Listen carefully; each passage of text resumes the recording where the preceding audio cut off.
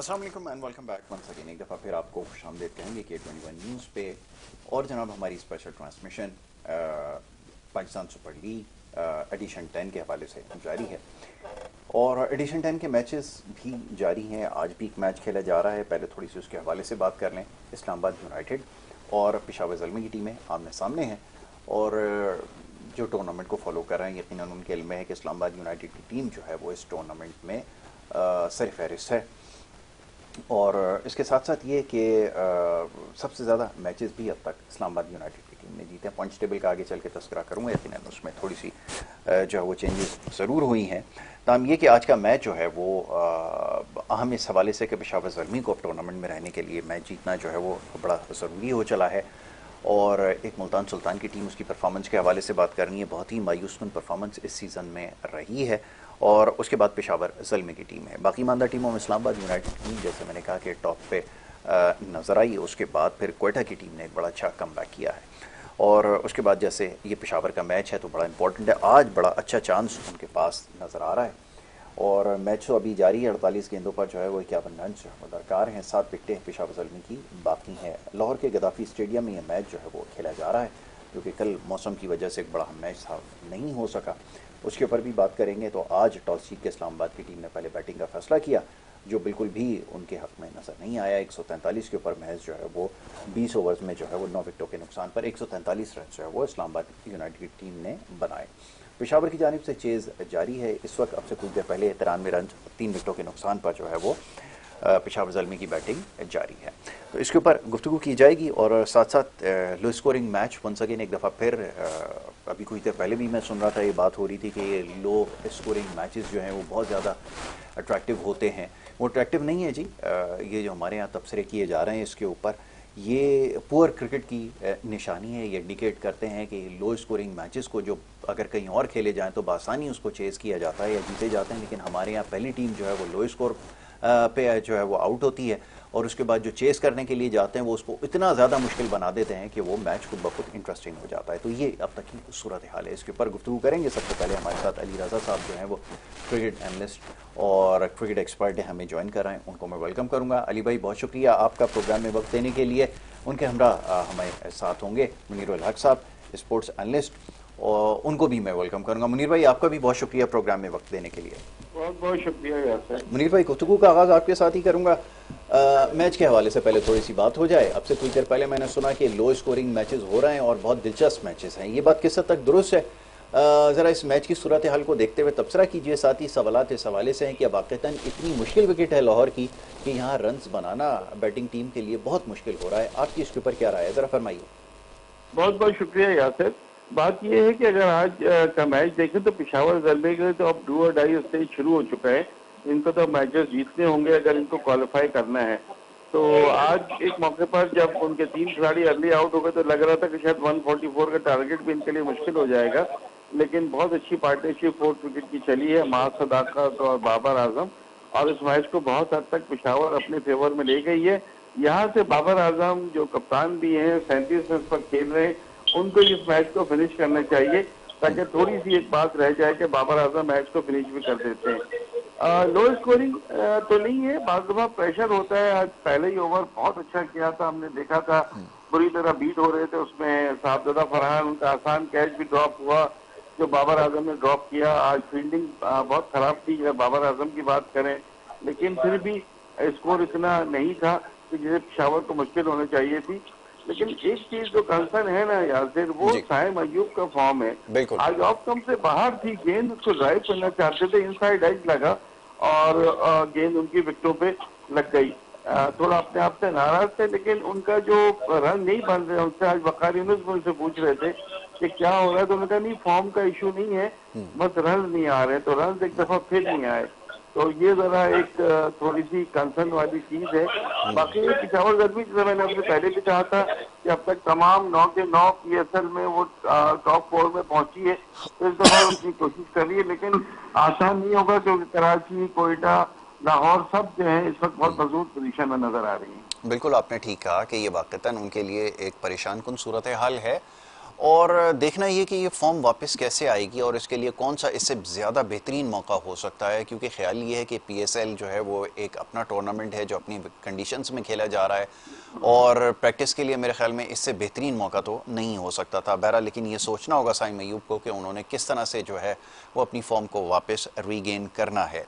और फिर ये कि ये जिस किस्म के शॉट्स खेल रहे हैं, आपने बिल्कुल सही निशानदेही की, वो क्रिकेट एक्सपर्ट हैं वो भी इस पर क्रिटिसाइज़ कर रहे हैं कि ये बहुत ज़्यादा जल्दी कोशिश कर रहे हैं रन्स बनाने की। शायद ये भी एक वजह हो सकती है आज, क्योंकि जब मैंने देखा चेस का स्टार्ट हुआ तो वो छक्के से इसका स्टार्ट हुआ। तो पहले तो ये समझने की कोशिश की 144 ही है या 244 है जिस अप्रोच के साथ ये ग्राउंड में उतरे हैं, तो ये भी देखना होगा। दूसरी तरफ ये कि आज बाबर आजम के लिए बड़ा अच्छा दिन है, क्योंकि बाबर आजम के बिल्कुल जिस तरह की बैटिंग वो करते हैं, उनका जिस तरह बैटिंग स्टाइल है, रना बॉल खेलते हैं, उसके हिसाब से तो आज स्कोर भी उनके मतलब का था। तो इसके ऊपर क्या कहेंगे जरा मुनीर भाई, इसके ऊपर बात हो जाए। नहीं, आपने बहुत अच्छी बात की कि बाबर आजम का तो स्ट्राइक रेट हमेशा से एक मौजूद बहस रहता है, क्योंकि यहाँ पर रन बहुत कम है और almost run of ball he required है, क्योंकि 41 गेंदों पर 38 रन चाहिए, तो रन ऑफ बॉल से भी कम है, तो बाबर के लिए तो बहुत सुटेबल है। लेकिन आज महज सदाकत की तारीफ करनी पड़ेगी, उनको टीम में लिया गया और बहुत ही उन्होंने मतलब चढ़ के खेले, जिसे कहते हैं ना चढ़ के खेले, चौके छक्के लगाए, और वो जो चढ़ के खेले उसी की वजह से इस वक्त पेशावर की टीम जो है इस पोजीशन में नजर आई है कि वो डोमिनेट कर रही है। वरना अगर जिस तरह पेस आउट हो रहे थे वो भी आउट हो जाते तो फिर कुछ भी हो सकता था। तो बाबर आजम के लिए आपने बिल्कुल सही कहा कि स्लो स्लो खेलें, सुकून से खेलें, मैच फिनिश करके जाएं। अगर आज भी मैच नहीं फिनिश करते हैं तो फिर तो बहुत ही कंसर्न की बात होगी बाबर आजम की। बिल्कुल, क्योंकि इस वक्त भी 37 गेंदों के ऊपर 37 रन उन्होंने बनाए हैं और 3 चौके उन्होंने लगाए हैं। स्ट्राइक रेट उनका हैरानकुन तौर पे 100 का है इस वक्त। तो ये इस वक्त सूरत हाल है और बिल्कुल आपने सही कहा, मां सदाकत जो है वो 26 गेंदों के ऊपर 42 रन उन्होंने बनाए, 3 छक्के इसमें लगाए और 2 चौके लगाए, 161 की स्ट्राइक रेट से वो बैटिंग कर रहे हैं। अली रजा भाई आपकी तरफ आता हूं, 2 बॉलर्स ऐसे हैं जिन्होंने T20 में जो है वो 300 विकेटें मुकम्मल कर ली। शाहीन आफरीदी उसमें शामिल है और हारिस रऊफ उसके अंदर आ गए।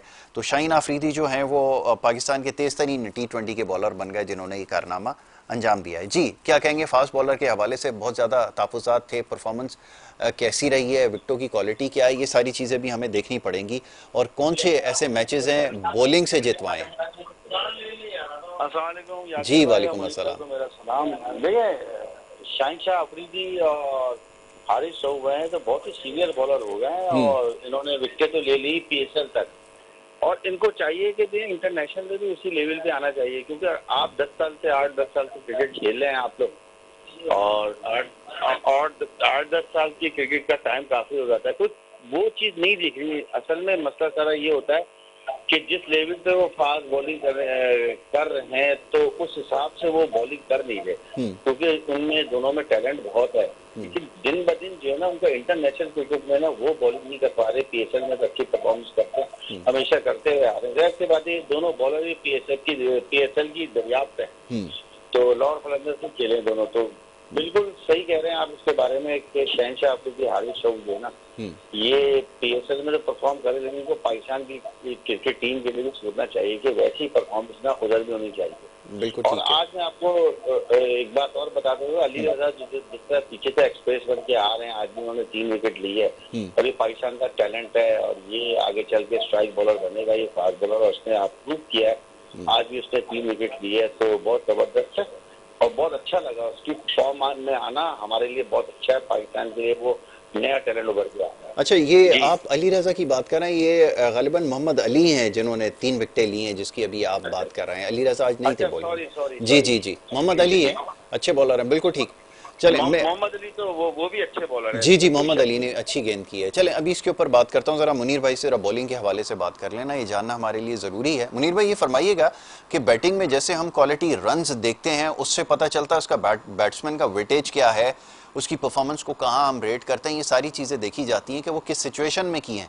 यहाँ पे 300 विकेटें तो अचीव हो गई हैं, लेकिन अभी कुछ देर पहले सोच रहा था कि अगर आप क्वालिटी विकेट्स निकालें या ऐसी सिचुएशन पे जब टीम को ज़रूरत हो, मैचेस जितवाने हो, क्या ये वो विकेटें थीं या ये सारी वो विकेटें थीं जिसमें ज़्यादातर हारिस रऊफ की अगर बात करें तो 18वें ओवर में आई है, 19वें ओवर में आई है, या इस तरह की सिचुएशन में आई है कि जब मैच आपके बिल्कुल हाथ से निकल चुका था। तो क्या हमें ये भी अब सोचना पड़ेगा या हमारे यहाँ हमेशा ये होता है कि अब सेलेक्टर्स इसी की जस्टिफिकेशन देंगे कि आपके पास 3 300 विकेट वाले बॉलर हैं जिन्होंने फास्टेस्ट 300 विकेटें ली हैं। क्या कहेंगे इसके ऊपर मुनीर भाई? यार यासिर, एक तो हमारा ये बहुत बड़ा अलमिया है कि हम पीएसएल की बुनियाद बनाकर हम इंटरनेशनल परफॉर्मेंस को जज करते हैं। बहुत अच्छी बात है। देखिए, इसमें इस वक्त जो भी पीएसएल में परफॉर्मेंस दे रहा है, इस्लामाबाद यूनाइटेड की टीम टॉप पर नजर आ रही है, इसका ये मतलब हरगिज नहीं है कि इनके खिलाड़ी जो है इंटरनेशनल में परफॉर्म कर सकते हैं, बिल्कुल नहीं। साहबजादा फरहान ने पहले मैच में सेंचुरी बनाई, फिर 70 रन बनाए, अच्छे टच में नजर आ रहे थे। अभी कुछ उनसे स्कोर नहीं हो रहा है, लेकिन उनको इससे पहले 9 T20 इंटरनेशनल खेले, किसी मैच में कोई परफॉर्मेंस उनकी नहीं थी। तो बात ये नहीं होती, बात ये होती है कि हमें नया टैलेंट भी, तो हम पीएसएल खेलते हैं नया टैलेंट के लिए और हमारे जो बड़े हीरोज हैं उनको देखने के लिए। तो हीरोज से भी परफॉर्मेंस नहीं हो रही और नया टैलेंट भी सामने नहीं आ रहा। तो उस हवाले से तो ये पीएसएल हमारा बिल्कुल नाकाम रहा है। घूम फिर के लोग वही शादाब, वही फ़हीम अशरफ की बातें कर रहे हैं। अरे भाई, वो हमारा सत्यानाश कर चुके हैं जी। वो one day world cup, T20 world cup, जहाँ जहाँ जो जिसको मौका मिला, एशिया कप, चैंपियंस ट्रॉफी, जहाँ जहाँ जिसको मौका मिला उसने तबाह कर दिए। अब अगर उन्हीं को दोबारा लाने की बात कर रहे हैं, फिर खबरें आ रही कि शादाब को कप्तान बना दिया गया अगेंस्ट बांग्लादेश। कभी कोई खबर न्यूज आ जाती है। अभी तो आपने रिजवान को बनाया था, फिर सलमान ने लियाकत को बना दिया। अब आप मतलब पीएसएल की बुनियाद पर पाकिस्तानी टीम कैसे खड़ी होगी, मुझे ये समझ में नहीं आता। कितने खिलाड़ी जो यहाँ परफॉर्मेंस देते हैं, लेकिन जब इंटरनेशनल लेवल पर आते हैं तो बिल्कुल वो जीरो हो जाते हैं जी। बिल्कुल, 100 विकेटें हो गई, 100 विकेटें तो वहाब रियाज की भी हैं, 100 विकेटें जो है वो हसन अली की भी हैं जी। और 300 इनकी विकेटें हो गई हैं दोनों की T20। वो तो अच्छा है, बॉलर अच्छे हैं, परफॉर्मेंस इनकी कभी ना कहीं पाकिस्तान के लिए रही है। लेकिन अभी क्या, इस वक्त आप कहाँ से प्लेइंग 11 बनाएंगे, मुझे बताएं ना। अगेंस्ट बांग्लादेश आप क्या करेंगे, किसको खिलाएंगे, कहाँ से? वही प्लेइंग 11 में वही आप ले आए, फिर हारिस रऊफ, शाहिन अफरीदी, नसीम शाह, मतलब आपको कोई चेंज नहीं मिलेगा। एक अली रजा आपको बॉलर मिले हैं, वो इंटरनेशनल मेयार के नजर आते हैं कि उनको खिलाना चाहिए, लेकिन उसके अलावा क्या कोई आपको नहीं मिले। इरफान नियाजी कहाँ चले गए, एक मैच में कुछ स्कोर किया उन्होंने। हसन नवाज को आप देख लें, अब्दुल समद को आप देख लें, वो भी सिर्फ एक ही मैच में उन्होंने स्कोर किया। हो क्या रहा है कि अभी कुछ, एक तो पीएसएल में इंटरेस्ट नहीं लोगों का, सिर्फ इस वजह से कि पाकिस्तानी टीम की इतनी खराब कारकर्दगी थी कि यंगस्टर्स दूर हो गए। हम सब बड़ी मजबूरी में देखते हैं, और जब इस तरह के मैचेस होते हैं कि वन साइडेड हो जाए या लो स्कोरिंग हो, देख रहे हैं कि वो खुद भी जान नहीं मार रहे, कोई प्लेयर उस जज्बे से नहीं खेल रहा है जो हमें नजर आता था। असल तो चीज ये है ना, इनको हमें देखना चाहिए। 25 तारीख को उनकी टीम आ जाएगी बांग्लादेश की, 5 T20 मैचेस की सीरीज है। हमें यकीन करें, पता ही नहीं कि हम किस खिलाड़ी को उसमें ले, हमें खुद समझ में नहीं आ रहा कि हम क्या करें। साइम अयूब की परफॉर्मेंस सही नहीं है, फखर को खिलाया जाएगा तो उनके साथ ओपन कौन करेंगे? क्या वही मोहम्मद हारिस आपको नजर आ रहे? मुझे चीजें कुछ भी समझ में अभी तक आ नहीं रही, क्योंकि जो चीज परेशानी थी पीएसएल शुरू होने से पहले, वो पीएसएल के मिड में भी मुझे वही सूरत नजर आ रही है। बिल्कुल ठीक है। अच्छा, एक खबर के हवाले से मैं जानना चाहूँगा, बड़ी हैरान कुन है, बड़ी परेशान कुन भी है साथ साथ, और बड़ी मायूस कुन भी है कि ये भी सुनने में आया है कि अजहर महमूद साहब का भी नाम जो है वो कोचिंग के लिए आ रहा है, शायद उन्होंने भी दरख्वास्त दे डाली है। और अगर ये कंसिडर किया जा रहा है तो इससे फिर क्या समझा जाए कि आपकी क्रिकेट इसका मतलब है बिल्कुल खत्म हो चुकी है? जी मुनीर भाई फरमाइए।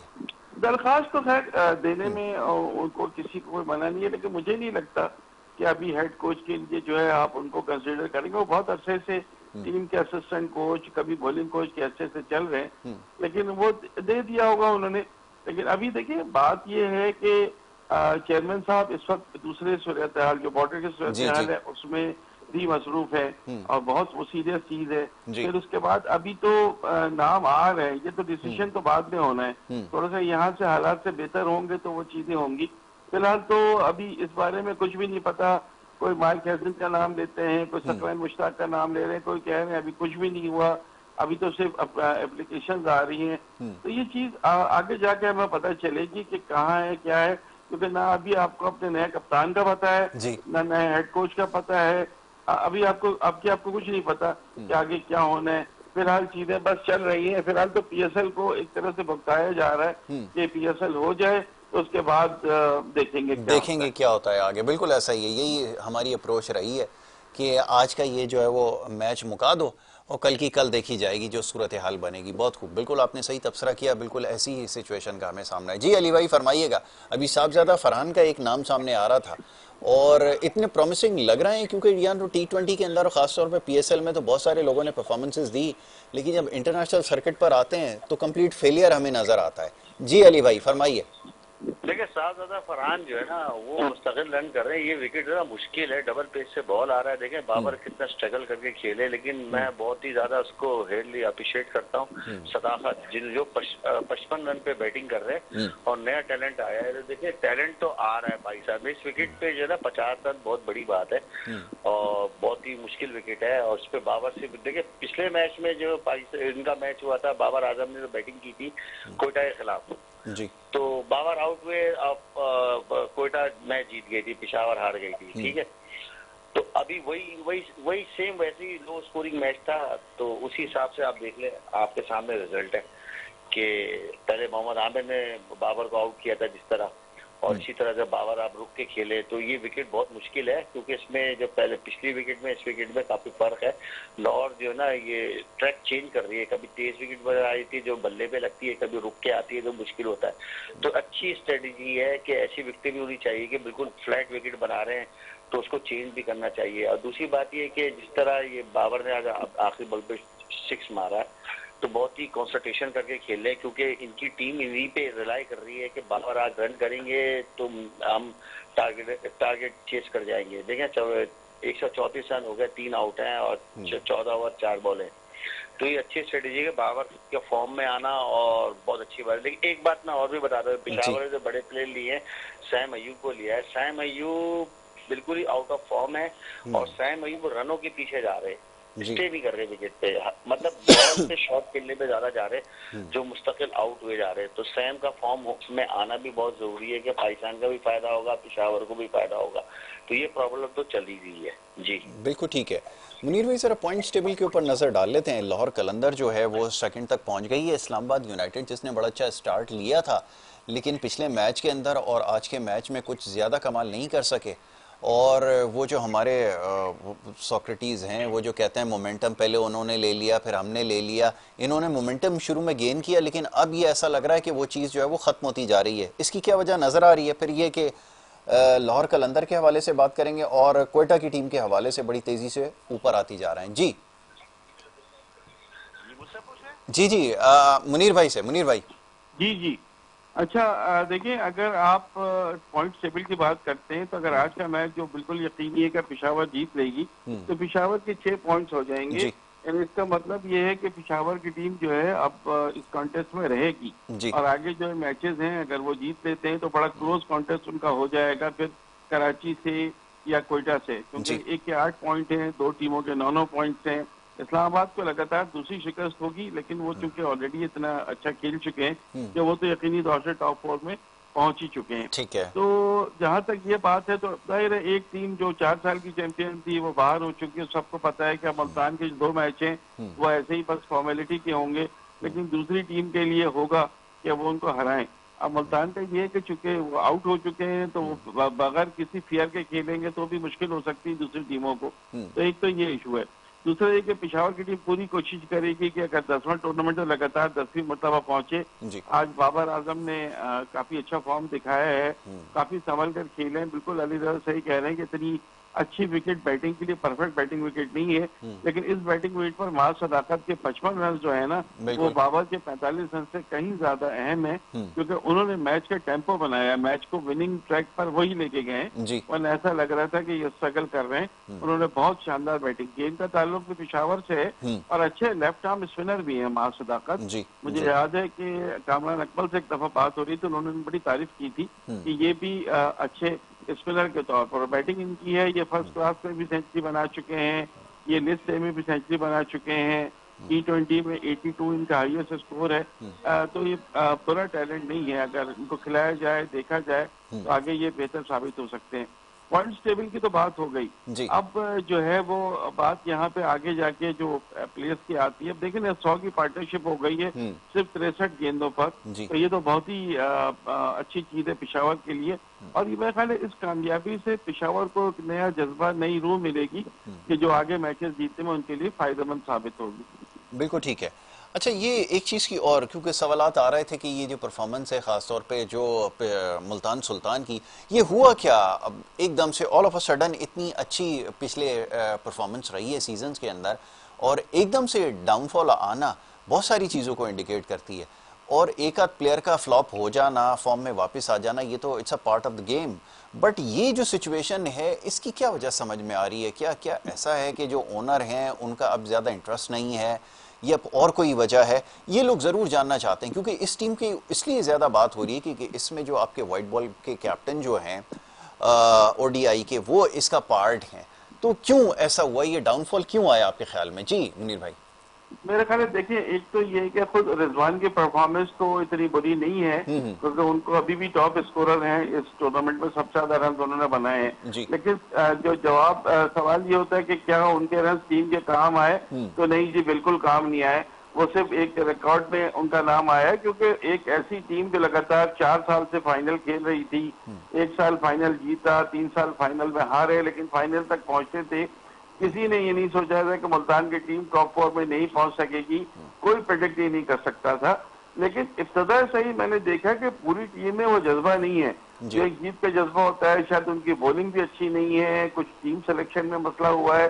शुरू में तो मुझे जो उनके ओनर अली तरीन थे वो काफी मुझे नजर आता था, एक्टिव नजर आते थे, लेकिन जाहिर है अब चूंकि लगातार हारना शुरू हुए और किसी तरह उठ ही नहीं रहे थे। कभी 89 पे भी टीम आउट हो रही है, कभी कुछ हो रहा है, कभी उससे वो नहीं हो रहे, बीच में बिल्कुल क्लैप्स कर जाती थी टीम। तो ये चीज थोड़ी सी कोई भी प्रेडिक्ट नहीं कर रहा था कि मुल्तान की टीम इतना बुरा खेलेगी। शायद ऐसा ही है जैसे लाहौर की टीम 2 साल चैंपियन बनने के बाद उसने थर्ड में जो है वो बहुत खराब कारकर्दगी दी थी। तो इस तरह का होता है कि आपका एक डिप आता है, तो वो डिप आया है उनको। लेकिन मुल्तान के लिए वेरी सैड कि वो हुआ है। और चौथे विकेट गिर गए, ये महज सदाकत 55 रन खेलकर बनाकर आउट हो गए। नसीम शाह ने उनको आउट किया है, तो विकेट मिल गई है, बट मैच निकल चुका है। मैच जो है वो अब पेशावर ज़ल्मी के हाथों में जा चुका है, बिल्कुल वन साइडेड हो चुका है। जी अली रजा साहब, मैं जरा 4 रन। जी बिल्कुल। अच्छा, मैं अली रजा आपसे ये जरा जानना चाहूंगा कि मुल्तान सुल्तान के लिए एक परफॉर्मर थे बड़े प्रोमिनेंट, शाहनवाज धानी, और आज उनको जो लोग हैं बड़ा मिस कर रहे हैं, उनको एक्शन में देखना चाहते थे। तो ये क्या टैलेंट को इस तरह जब हम जाया करेंगे तो फिर मामला कैसे आगे बढ़ेगा? आप तो क्यों खुद तेज गेंद करते हैं, इन सारी चीजों को समझते हैं, क्या कहेंगे इसके हवाले से? जी देखिए, शाहनवाज धानी, बिल्कुल आप बिल्कुल बहुत अच्छा सवाल किया आपने कि बहुत अच्छे पाकिस्तान के फास्ट बॉलर हैं, और इनको जो है ना बिल्कुल काफी जगह ये टूर पे भी गए, इनको चांस नहीं मिला, और काफी अच्छा टैलेंट था, अच्छा पेस था, रिदम था, गुड बॉलर था। और जिस तरह के वो पीएसएल में आए, नई दरियाफ्त आए थे, बड़े अच्छे बॉलर आए थे 4 साल पहले, तो उसके बाद से वो डिक्लाइन पे आते रहे, और उनको क्या प्रॉब्लम हुई कि वो आगे जाके वो सिलेक्ट नहीं हुए। ये तो सिलेक्शन कमेटी से पूछना चाहिए। लेकिन टैलेंट बहुत सा उनमें, और जिस तरह की उन्होंने शुरू में बॉलिंग की थी, उनकी बॉलिंग में वो दम नहीं दिखा, लेकिन टैलेंट बहुत है। हो सकता है उन्होंने मेहनत नहीं की, या ऐसा हो सकता है कि समटाइम प्लेयर जो है वो कॉन्फिडेंस हो जाता है, तो लेकिन टैलेंट बहुत था, और उनको चांस देना चाहिए बिल्कुल, क्योंकि वो अच्छा टैलेंट है, अभी भी उनमें दम है। अगर 1 साल अगर वो 6 महीना अगर लग के मेहनत करें और उनको चांस दें तो कमबैक कर सकते हैं। बिल्कुल कमबैक वाले बॉलर हैं वो शाहनवाज धानी। जी बिल्कुल ठीक है। शाहनवाज धानी की आपने निशानदेही की, यही मुनीर भाई से सवाल करूंगा। मुनीर भाई, ये ज़रा बॉलर्स को अगर हम इस तरह ज़ाया करेंगे टैलेंट को, एक तो मिलता बड़ी मुश्किल से है। बड़ा प्रॉमिसिंग क्रिकेटर अली भाई ने कहा कि उसकी परफॉर्मेंस कोई नहीं रही। मैं सोच रहा हूँ और याद करने की कोशिश कर रहा हूँ कौन सा ऐसा सीज़न था, मैं ट्रॉफी के मैचेस में देखा करता था जिस तरह वो बॉलिंग करते थे, बड़े स्पेल, शायद और कोई दूसरा, मेरे ख्याल में एक मीर हमजा ऐसा एक बॉलर था जो बड़े स्पेल कर लेता था, अदरवाइज और किसी को नहीं देखा इतने बड़े स्पेल करते हुए। तो ये हुआ क्या टैलेंट के साथ? मुनीर भाई ज़रा इसके ऊपर भी कमेंट करें ना। अभी ज़रा मुल्तान सुल्तान पे बात हो रही है, तो ये टैलेंट यहीं से तो आया था। जी शाहनवाज धानी जो है वो उसमें नो डाउट जब वो आए थे तो बिल्कुल ऐसा लग रहा था कि कोई नया स्टार हमें मिल गया है, जो उनकी परफॉर्मेंस थी। लेकिन बाद में शायद उन्होंने मेहनत करना छोड़ दी। आप इस बात को माने, ठीक है। बिट्स एंड पीसेस में उनकी कारकर्दगी आ रही है, किसी टूर्नामेंट में अच्छा खेल जाते हैं, कहीं मैन ऑफ द टूर्नामेंट भी होते हैं, सब कुछ होता है, लेकिन फिर उनकी परफॉर्मेंस डिप की तरफ चली जाती है। मैंने देखा कि वो थोड़ा सा जिस माहौल से आए थे उस माहौल से यहाँ कोई नया माहौल उनको मिला, तो उसमें भी कुछ वो थोड़ा सा शायद रंग गए थे, जो मुझे पता चला था, कुछ नजर आया था। ठीक तो है। खुद उनका भी खुशूर है। देखिए, बात ये है कि आप इतना टाइम नहीं है कि आप किसी प्लेयर को आने का मौका देंगे। आप देखिए, हसन अली का कमबैक हुआ, जी। अब्बास आफरीदी कितनी अच्छी गेंदें कर रहे हैं। अब हमें जमान खान भी नजर नहीं आ रहे, जो पीएसएल जी। में बड़ी अच्छी परफॉर्मेंस देते थे, हम कहते थे ये भी पाकिस्तान के लिए बहुत अच्छी। तो आपको अपना कंटिन्यूअस रखना है। अगर आप कहीं भी फॉर्म आपकी अच्छी होगी, कहीं खराब होगी, तो वो चीजें नहीं है। लेकिन फिर भी ऐसे बॉलर को नहीं है कि आप उनको मौका ही ना दें, नहीं खिलाएं। मुझे बताएं, हसीबुल्ला खान कहाँ है? जी। हसीबुल्ला जो इतने अच्छे हमारे विकेट कीपर बैट्समैन है, वो कहाँ है? क्या इंजर्ड है या किसी टीम में उनको खिलाया नहीं जा रहा? क्या वजह क्या है? मैं तो कुछ वो समझ में नहीं आ रहा। मैं तो उनको देखना चाहता हूँ, मुझे तो नजर नहीं आते वो। बिल्कुल आपने सही कहा कि ये तो एक बड़ा प्रॉब्लम हमारे साथ है, हम उसको सही अकोमोडेट नहीं कर पाते और फिर इसको यूज़ करना, सही तरह से इस्तेमाल करना। बॉलर्स की भी आप बात कर रहे थे ना, तो इसमें बड़ा कैप्टनसी का भी अमल दखल होता है कि आप अगर अपने बॉलर को सही तरह से कैपिटलाइज करें तो फिर वो जाके परफॉर्म करता है, उससे काम लेना आपको आना चाहिए। वरना यहाँ पे जिस तरह फास्ट बॉलर को यूज़ किया गया, वो एक साबिक क्रिकेटर है, हर वक्त रोते ही रहते हैं, माजी में क्रिकेट कम खेली है, बातें ज़्यादा हैं उनकी, तो वो ये सिलसिला है। अली भाई ज़रा आप इसके ऊपर कमेंट कर दें ज़रा। बहुत सारे लोग यहाँ पर हैं जो क्रिकेट बहुत खेल सकते थे, वो कहते हैं जी कैप्टन अगर अच्छा मिल जाए तो फिर उसको सही कैपिटलाइज कर सकता है। ये वाकईतन होता है? कैप्टनसी का अमल दखल है बॉलर को यूज़ करने में या बनाने में? जी जी, इस बात से मैं एग्री करता हूँ। कैप्टन का अमल दखल बिल्कुल होता है। कप्तान एक लाइक का ग्राउंड के अंदर कोच होता है, एक तरह का सीनियर प्लेयर, और वो मिड ऑफ मिड ऑन पे खड़ा होकर मोटिवेशन करता है बॉलर को और बता रहा होता है कि हमने जब क्रिकेट खेली है फर्स्ट क्लास, तो उसमें हमारा कप्तान ही हमसे काफी आउट करवा देता था। तो बैट्समैन की साइको पकड़ता था। अगर बैट्समैन कप्तान है फास्ट बॉलर, तो आपके पास एक और एडवांटेज होता था। तो हमारे जो बॉलर हैं, सबसे पहले जो अच्छे अच्छे यंगस्टर आते हैं, स्टार लेवल पे जा रहे होते हैं, फिर अचानक से वो डिक्लाइन पे आ जाते हैं। मेरे ये समझ में नहीं आता, या तो वो मेहनत नहीं करते या माहौल चेंज हो जाता है। अब आप देखें ना, एक क्यों लगी हुई है फास्ट बॉलरों की। जमान खान का मुनीर भाई ने बिल्कुल सही बोला। जमान खान 1-2 साल पहले एक स्ट्राइक बॉलर के लेवल पे आए थे और बिल्कुल ही अब पीछे हट गए। इसी तरह के दूसरे, जिस तरह के हारिस रऊफ और शाहिनशाह अफरीदी आए, बहुत अच्छे आए, तो उनको पास उनको रिप्लेस कोई बॉलर कर नहीं पाया। एक ही बॉलर मेरे को दिख रहा है जो उस लेवल पे आना चाहिए, वो अली रजा है। बाकी मोहम्मद अली भी अच्छे फास्ट बॉलर हैं, वो हैं बिल्कुल। नहीं तो क्रिकेट भी बहुत खेल ली ना मोहम्मद अली। फास्ट बॉलर में जो नजर आ रहा है ना मेरे को, सिर्फ अली रजा आ रहा है। आगे देखें और भी बॉलर आएंगे। ये तो जरखेज जमीन है फास्ट बॉलरों की पाकिस्तान की, एक से बढ़कर एक फास्ट बॉलर आता है। और बिल्कुल हमारे मुल्क में तो मतलब कहती नहीं, छोटे छोटे गांव से फास्ट बॉलर आ जाते हैं। तो देखना पड़ेगा कि अब जो अंडर 19 आ रही है, डोमेस्टिक क्रिकेट आ रही है, तो नया टैलेंट सामने आ जाएगा। लेकिन जिस तरह आपने शाहनवाज दानी का बताया था कि इतना अच्छा रॉ टैलेंट आया था और आके वो पीछे हट गया, फिर उसके बाद वो कम बैक नहीं कर पाया। देखिए, प्लेयर इंजर्ड होता है, प्लेयर के साथ बैक पे जाता है, लेकिन कम बैक भी करता है। अगर वो प्रोफेशनल होगा ना, तो जरूर कम बैक करेगा। जिस तरह सैम अयूब है, इतना परफॉर्म करके बिल्कुल ही नीचे आ गए, मुझे उनसे उम्मीद है कि दोबारा से वो कम बैक करेंगे। तो हर अच्छा जो प्लेयर होता है, अच्छा जो एथलीट होता है, वो कम बैक जरूर करता है। तो क्रिकेट में ऐसा नहीं होता कि 100% आपको मिलेगा। सम टाइम उसका मौसम उसके साथ होता है, कभी नहीं होता, कभी नहीं, लेकिन उसके अंदर एनर्जी होनी चाहिए कि मैं कम बैक करूँ। तो ये वजह है और कुछ नहीं है। बिल्कुल ठीक है। चलें मुनीर भाई, ये मैच तो मुकम्मल हो गया, पेशावर ज़ल्मी की टीम जो है वो मैच जीत गई, जीतने में कामयाब हो गई। अब इस्लामाबाद यूनाइटेड की परफॉर्मेंस, और मेरे ख्याल में प्रेशर तो होगा क्योंकि बैक टू बैक मैचेस हारना ये थोड़ा सा उनके लिए परेशान कुन हो सकता है। आपकी इसके ऊपर क्या राय है? और प्लस ये कि मैं साथ ये भी आपसे सवाल करूंगा, जैसे अभी बॉलर्स की बात हो रही थी, उबैद शाह प्रॉमिसिंग बॉलर हैं, लेकिन टीम क्योंकि बाहर हो गई तो अब वो शायद ऊपर आपको खेलते हुए नजर ना आए, तो ये एक बहुत बड़ा प्रॉब्लम है। अगले सीजन तक अब उनको इंतजार करना पड़ेगा। जी क्या कहेंगे इसके ऊपर?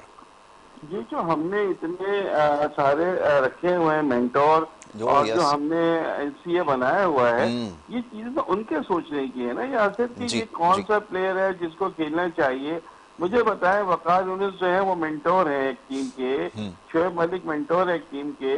वकार यूनुस जो है वो यहाँ कमेंट्री में मसरूफ हैं। जी शोएब मलिक पिछले दिनों जब T20 वर्ल्ड कप हो रहा था तो वो टेलीविजन चैनल्स के साथ थे।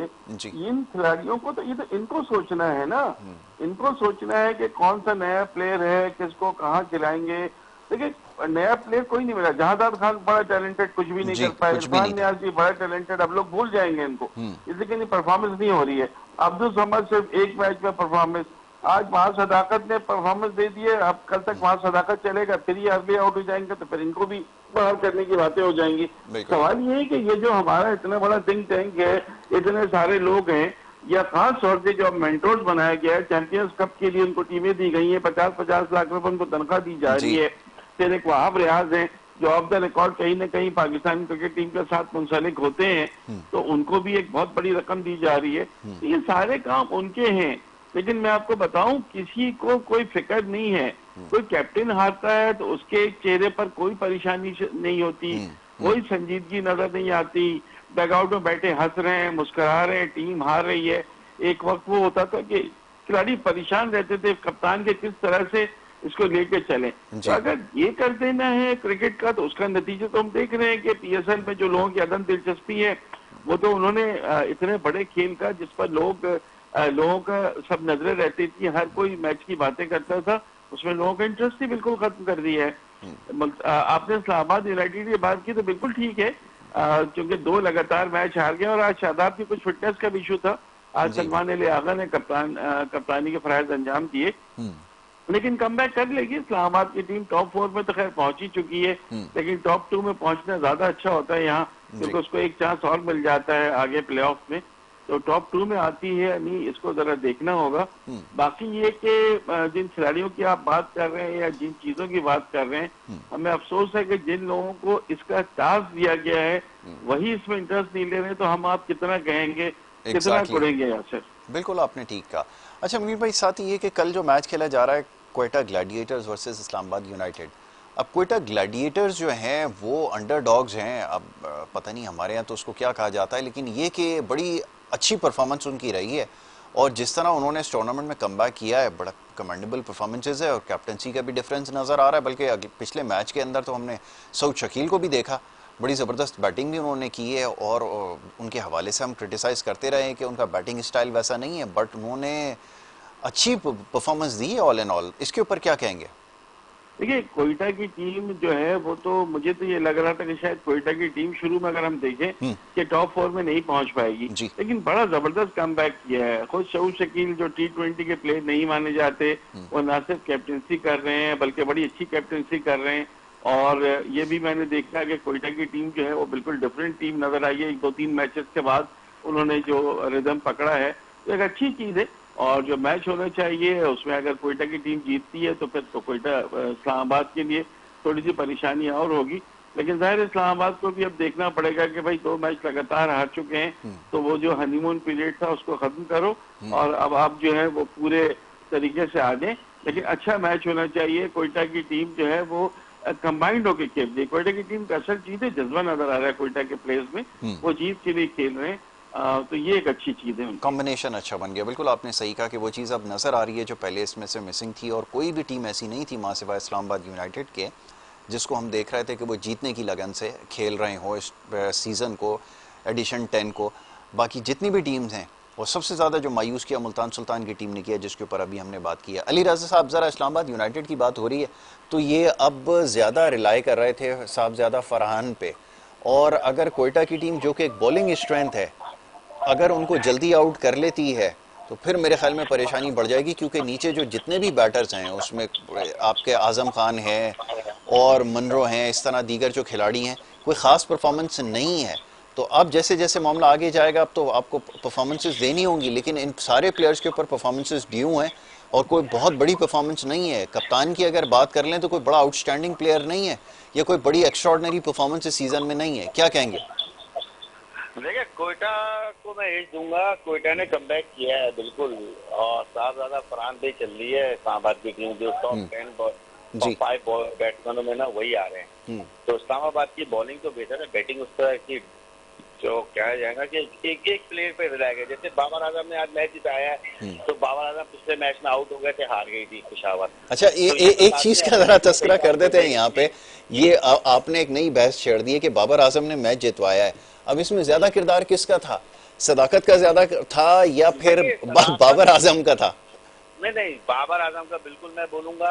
वो देखें, आए और रुके रहे ना, रुकना देखिए इस विकेट पे रुकना मुश्किल है। हाँ, रन नहीं, इससे पहले भी वो रुके हैं, लेकिन जितनी देर वो रुकते हैं मैच जा चुका होता है आपके पास से। प्लेयर रुके नहीं ना, देखिए मुश्किल था, इस पे स्ट्रोक खेलना मुश्किल होता है। देखिए जब सीनियर प्लेयर खड़ा हो तो सदाकत ने खुल के खेला, देखे ना 50 रन, ये दोनों ने 50 किए, तो क्रेडिट तो जाएगा ना। और वर्ल्ड क्लास प्लेयर है तो उस पर तो उसका क्रेडिट बनता है ना, कि पिछले मैच में वो आउट हो गया तो दूसरे प्लेयर से रन कर देते ना पेशावर वाले, तो कोयटा मैच जीत गई थी। तो आज बाबर विकेट पे खड़ा, तो जाहिर सी बात है आवाम भी चाहती है, लोग भी चाहते हैं बाबर विकेट पे पूरे ओवर खेले, तो आज उसने करके दिखाया। अच्छा। और पेशावर इस वजह से लोग कहते हैं बाबर का होम मतलब वो जगह है लाहौर, और खेलने पेशावर से, और बड़े प्लेयर को लोग देखना चाहते हैं कि फाइनल तक देखना चाहते हैं, तो लोग बहुत खुश होंगे पेशावर की जीत से आज की। ठीक है, यकीनन खुश होंगे। मुनीर भाई, आपसे सवाल करूंगा, ये जैसे अभी अली भाई फरमा रहे थे कि जीत का क्रेडिट उनको जाता है, चलें समहाउ उन्होंने एक एंड तो संभाल के रखा, लेकिन इसमें ये स्ट्राइक रेट बड़ा मैटर करता है। और अगर एक एंड से अगर सही बैटर कोई हो, जैसे सदाकत ने आज, जबकि उम्र कम लेकिन परफॉर्मेंस बड़ी आउटस्टैंडिंग दी है, सिचुएशन में अगर वो बाहर लेकर आए, तो हमें अभी तक जो नजर आया वो ये नजर आया कि वो इनिंग थी जिसने मैच का रुख मोड़ा है। आपकी इसके ऊपर क्या राय है? चलें इसके ऊपर बड़ा बेलाग जरा तबसरा होना चाहिए। जैसे अली भाई हमारे कह रहे थे कि वर्ल्ड क्लास बैट्समैन, चले मान लेते हैं थोड़ी देर के लिए वर्ल्ड क्लास बैट्समैन है, लेकिन परफॉर्मेंस ऐसी कोई है? इसके ऊपर चाहूंगा जरा कमेंट करें। शुरू में जैसे आपने कहा था ना कि बाबर के लिए ऐसी विकेट के जहां पर रन कम हो, रन बॉल चाहिए हो, तो उनके लिए बहुत अच्छा रहता है। तो एक तो वही चीज आज उनकी थी कि उन्होंने ऑलमोस्ट रन बॉल खेला है, 49 बॉल्स पर 53 रन बनाए, तो स्ट्राइक रेट तो ज्यादा नहीं है। लेकिन ये कि अब अच्छी चीज ये हुई कि मैच फिनिश हुआ तो बाबर आजम जो है वो ग्राउंड में मौजूद थे, यानी मैच फिनिश, तो फिर उनको ये क्रेडिट तो दे दे कि मैच फिनिश तो इस दफा उन्होंने कर दिया, चाहे उसके पीछे। लेकिन ये जरूर है कि अगर मां सदाकत अपनी वैसे इनिंग नहीं खेलते, धुआंधार इनिंग, तो बिल्कुल उम्मीद नहीं उस वक्त लग रही थी कि उस वक्त जब मोहम्मद हारिस आउट हुए थे तो ऐसा लग रहा था कि पेशावर की टीम ये मैच भी हार जाएगी। लेकिन क्या जबरदस्त उन्होंने आके खेला है, कोई प्रेशर नहीं लिया। और ठीक है कि उनके कप्तान उनके सामने थे, ये बहुत हद तक सही है, लेकिन प्लेयर की अपनी भी बात होती है ना, इतना चढ़ के खेले और हर बॉलर को बहुत अच्छा खेले, तो इम्पैक्ट तो उन्होंने डाल दिया, विनिंग तो उन्होंने ले गए। लेकिन ये जरूर है कि बाबर आजम जो कि आखिर तक रहे और उनकी टीम ने 20 गेंद पहले मैच जीत भी लिया और बाबर आजम नॉट आउट भी रहे, तो ये क्रेडिट उनको भी दे देते हैं थोड़ा सा। लेकिन ये कि बाबर जिस तरह के प्लेयर हैं, उस तरह की परफॉर्मेंस बहुत अरसे से बाबर से नहीं आ रही।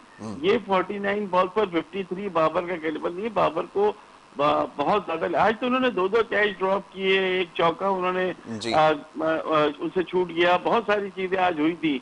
तो मुझे लग रहा था कि शायद आज भी उनका दिन अच्छा नहीं है, लेकिन बैटिंग में उन्होंने बहरहाल अपना काम कर दिया। ये जरूर है कि बैटिंग उनकी वजह से स्ट्रेंथन रही, उन्होंने एक एंड को संभाल कर रखा। लेकिन मेन जो क्रेडिट आज के जीत का जाता है, वो होते हैं ना, एक player man of the match होता है कि इम्पैक्ट प्लेयर होता है। तो इम्पैक्ट प्लेयर और मैन ऑफ द मैच दोनों मेरे ख्याल में इसमें मां सदाकत बनती है। मां सदाकत। एक चीज का भी आपने तस्करा किया, मैं अभी सोच रहा था कुछ देर पहले कि अगर फील्डिंग के हवाले से अगर मैं सारे सीजन्स का मवाजना करूं, तो मेरा ख्याल है, मेरी अपनी राय है, हो सकता है मैं इसमें गलत हूं, आप मुझे सही कीजिएगा, ये बदतरीन पीएसएल मुझे नजर आया है फील्डिंग के एतबार से भी। इसके ऊपर क्या कहेंगे? ये कुछ है परेशान कुन बात? मैं देख रहा हूं जिस किस्म के कैचेस और मिस फील्डिंग हो रही है, ऐसा लग रहा है कि किसी भी प्लेयर का, सारी टीम से इसमें शामिल है, कोई एफर्ट नजर नहीं आ रही है बिल्कुल भी फील्डिंग के हवाले से, यानी कि फॉर ग्रांटेड लिया जा रहा है। ऐसा क्यों है मुनीर भाई, ये जरा फरमाइए। नहीं, आपकी बात बिल्कुल सही है। देखिए, पीएसएल में हर साल हम यही बात करते हैं कि फील्डिंग का मेयार बहुत खराब है, लेकिन इस साल तो हर दफा से ज्यादा खराब है और दूसरे का इंटरेस्ट नहीं है। मुझे हमारा इंटरेस्ट नहीं है पीएसएल देखने में, तो हमें ये लगता है कि खिलाड़ियों का भी इंटरेस्ट नहीं है, वो भी भुगता रहे हैं, प्लेयर्स को भी कोई वो नहीं है। देखिए, आपको बहुत जान मारनी पड़ती है मैच जीतने के लिए।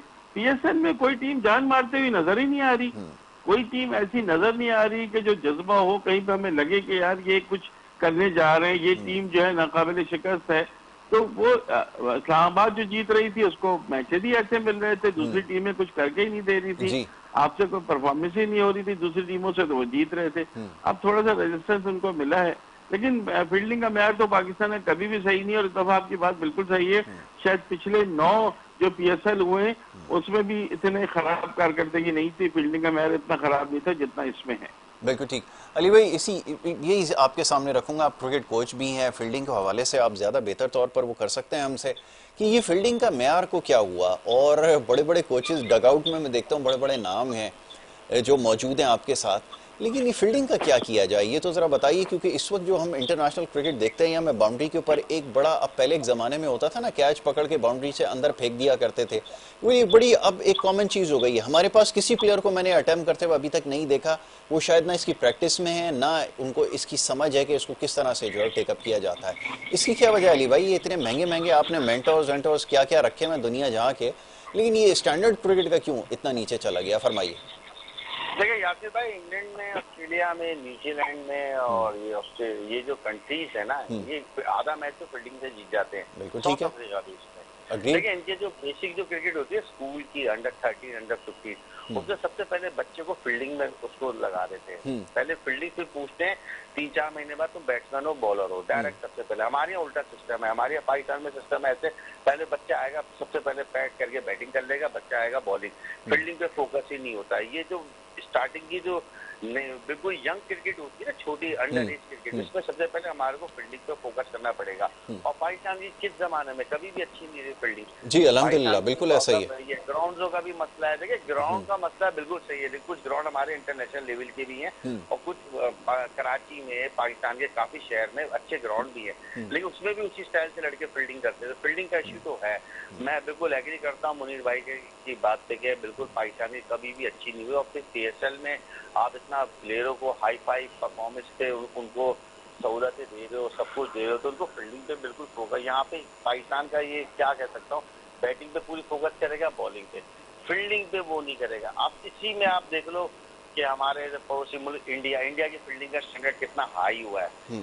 मतलब उस लेवल पे आ गए वो इंग्लिश फील्डरों की तरह। उनको कभी आपने देखा कि कोई कैच छोड़ते हुए? एक आदमी देखा होगा। हमारे यहाँ बांग्लादेश में, श्रीलंका में कभी भी क्रुशियल टाइम पे कैच छोड़ देते। कितने वर्ल्ड कप तो हमारे प्लेयरों ने क्रुशियल टाइम पे कैच छोड़ा था। जी जी बिल्कुल, कभी हसन अली छोड़ रहे हैं, कभी कोई छोड़ रहा है। कितने अहम मौक़ों के ऊपर हमने कैसे कैचेस गिरा के मैचेस और पूरे पूरे टूर्नामेंट जो हैं वो दिए हैं। ये तो एक हमारा होना चाहिए था कंसर्न, लेकिन आज तक अल्लाह का शुक्र है हमने कभी इसको सीरियस लिया ही नहीं। ना हमारे साबिक क्रिकेटर्स ने, यंगस्टर्स को क्या लेंगे, उनके सामने कोई ऐसी मिसाल भी तो नहीं है जिसको सामने रखकर जो है वो करे। कोई भी फील्डिंग के अंदर ऐसा नाम नहीं है। मुनीर भाई, लास्टली मैं आपसे पूछना चाहूँगा, अभी मॉडर्न डे क्रिकेट का हम तस्करा करते हैं, अब तो आपने छोड़ दिया इस मौजू के ऊपर बात करना, लेकिन वो तो यहाँ तक मॉनिटरिंग हो रही है कि जो प्लेयर है उसके साथ डिवाइसेस लगी हुई हैं और सारा दिन की उसकी रूटीन चेक हो रही है कि किस जगह उसकी एनर्जी डाउन है, कहाँ पर उसकी कैलोरी इनटेक कम है, कहाँ पर उसने ज़्यादा वर्क कर लिया है, कहाँ पे उसको रेस्ट देना है, यहाँ तक मॉनिटरिंग हो रही है। हम कहाँ खड़े हैं फिर?